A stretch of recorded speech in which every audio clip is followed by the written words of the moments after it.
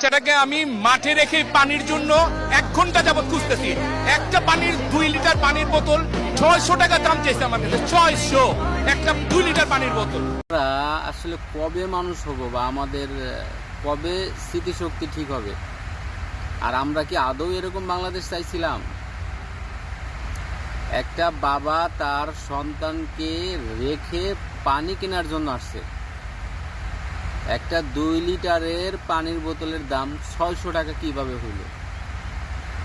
একবার চিন্তা করে দেখেন, 2 লিটার পানির দাম যদি 600 টাকা হইছে, আসলে এই জিনিসটাকে দেখার মতো কেউ নাই।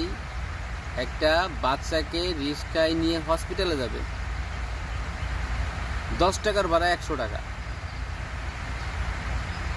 একটা সিএনজিতে 10 মিনিটের রাস্তা না নিয়ে যাবে, সিএনজি ভাড়া 1000 টাকা।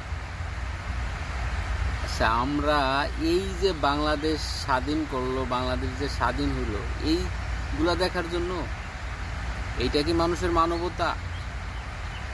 আমি তো চিন্তা করি কিয়ামতের আগে মনে হয় খুব সম্ভবত কাপড়েরও দাম বেড়ে যাবে। তাছাড়া তো আমি কোনো লাইন দেখি না। যেখানে এতগুলা মানুষ ক্ষতিগ্রস্ত হয়েছে, সেখানে কি করবে? মানুষ মানুষের পাশে দাঁড়াবে, এটাই স্বাভাবিক। আরে আপনার পানির যে দাম ন্যায্য মূল্য নেন, আপনি কেন অতি লোভের আশায় এই যে বাড়তি টাকাগুলো নিলেন? এই টাকাগুলো নিয়ে তো আপনার সন্তানরে আপনি খাওয়াবেন, তাই না?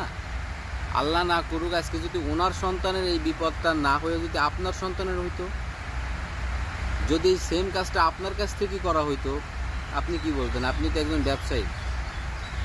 একজন ব্যবসায়িক হয়ে যদি এইরকম বিপদের সময় আপনি একজনের পাশে না দাঁড়াইতে পারেন, তাহলে আপনি কিসের ব্যবসায়ী?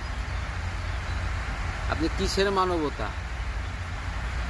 আপনি সুযোগ বুঝে যে সদ্ব্যবহার করলেন, এই যে লোকটার কাছ থেকে যে পানির বোতলটা 600 টাকা নিলেন, এই যারা রিস্কওয়ালা আছেন, আপনারা যে 10 টাকার ভাড়া 100 টাকা চাইলেন, আপনাদেরকে আল্লাহ পাক মোটেও বিবেক বুদ্ধি বলতে কিছু দেয় নাই। আজকে যে মা বাবাদের সন্তান হারাইছে তারা বুঝতেছে। ঠিক আল্লাহ না করুক, যদি এই সেম জায়গায় আপনার সন্তান হইতো, আপনি কি করতেন? একটা জিনিস মনে রাখবেন, আজকে আপনি যেটা মানুষের সাথে করবেন, সেম কাজটা আপনার সাথেও ঘটবে, আজ হোক অথবা কাল হোক। সবাইকে বলবো যে একটা মানুষ বিপদে পড়লে সবাই সবার পাশে দাঁড়াবেন, সবাই সবাইকে সহযোগিতা করার চেষ্টা করবেন। দিন শেষে আমরা প্রত্যেকটা মানুষ, সে যে ধর্মেরই হোক না কেন, আমরা মানুষ এটাই স্বীকার করতে হবে।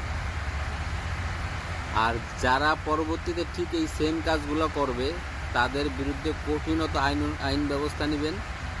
যারা বিভিন্ন দায়িত্বে আছেন, তাদের প্রতি আমার এই রিকোয়েস্ট থাকবে, যাতে মানুষের বিপদের সময় এই ধরনের অন্যায় কাজ আর না করতে পারে। তো সবাই ভালো থাকবেন।